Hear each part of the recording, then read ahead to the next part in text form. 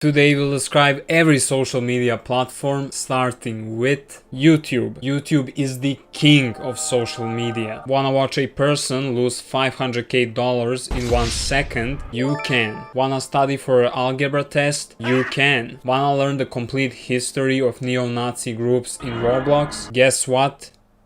You can. YouTube has been serving the best content on the internet for years now, without which you could never eat in peace. However, in the past few years, the platform downgraded a lot. Bad change after bad change, allowing ads like this to be shown and pushing AI into everything, even channel moderation. And you can see why some people are begging for a rival platform. But that will never happen as the site is too big to fail. The best option isn't just to make a new YouTube, but to fix the current one. Can we actually do that?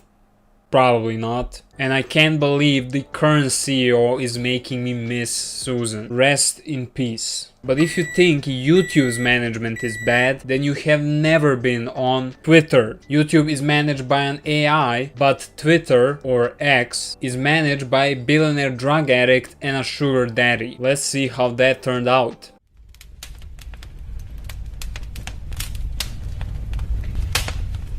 Yikes. Even the site itself lost its soul. The most iconic bird on the internet turned into a giant X that you could mistake for an 18+ site. And behind all of this is Elon Musk, the richest man on the planet, who uses Twitter as his own propaganda machine. I could go on and on about Twitter's downfall, but I'm going to be making a separate video on the topic, so subscribe to not miss it. All you need to know is that the downfall was so bad that it led to the creation of Blue Sky. In theory, Blue Sky should be the perfect replacement for X that is the same as old Twitter, but in practice, no. The platform is just boring and every day on it feels like this. Blue Sky is supposed to be the old Twitter, but it misses the thing that made Twitter Twitter, and that's organic growth. It's too artificial to succeed on its own, and people who are begging for a YouTube replacement should take notes from this. Facebook is the grandpa of all social media, both because it was the inspiration for all the other social media sites, but also because 90% of its user base is over the age of 65. It's crazy to think how irrelevant Facebook has become over the last 10 years. During the early 2010s, you were a weirdo if you didn't have a Facebook account. Meanwhile, today,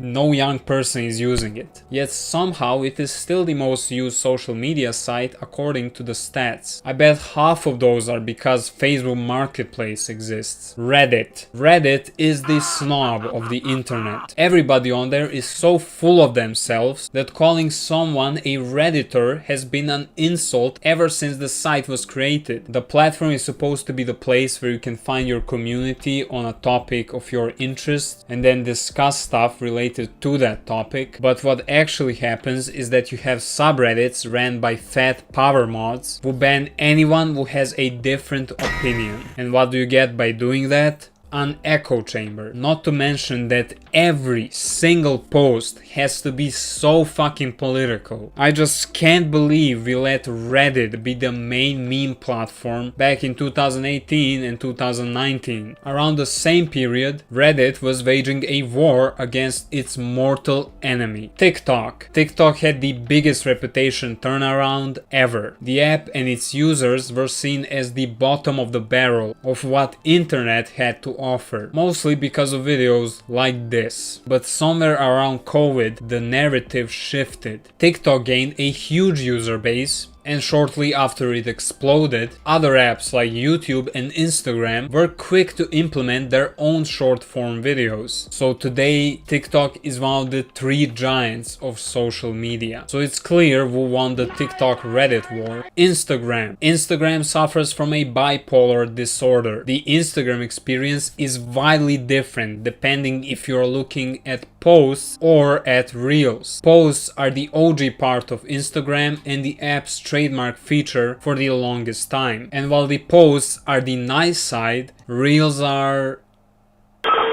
One second you are looking at cat videos, then you scroll and see a Hitler edit, and then you scroll again and see a car accident live. But if you think reels are wild, then you have never used 4chan. The perfect way to describe 4chan is that it's like Reddit Epstein Island version. You'll find some funny stuff, but as you dig deeper and deeper, shit you'll see on there is genuinely disturbing. And with all the news we know right now, the Epstein comparison makes even more sense. However, a big chunk of internet meme industry originated exactly from 4chan. So in a weird way, we can thank them for that at least. I have never used it and hopefully it stays that way. Thank you for watching.